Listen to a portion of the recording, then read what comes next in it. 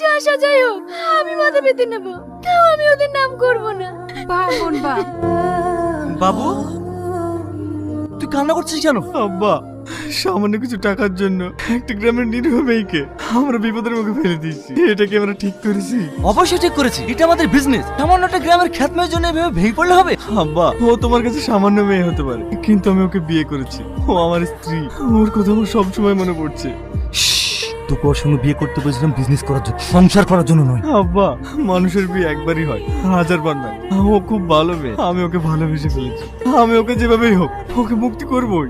কিসের ভালো মেয়ে? গ্রামের একটা নিচু জাতের মেয়ে, চাষা, যার মধ্যে কোনো শিক্ষার আলো নেই। শিক্ষার আলো নেই বলেই তুমি আমি এখানে দাঁড়িয়ে আছি, না হলে আমাদেরকে জেলের ঘানি টানতে হতো। তার মানে আব্বা, ও আমাকে খুব ভালোবাসে, দেখেছো? আমাদের ক্ষতি হবে বলে ও আমাদের এখনো নামটা পর্যন্ত করেনি। আব্বা, তুমি ওকে না বাঁচালে আমি ওকে বাঁচাবোই। বাবু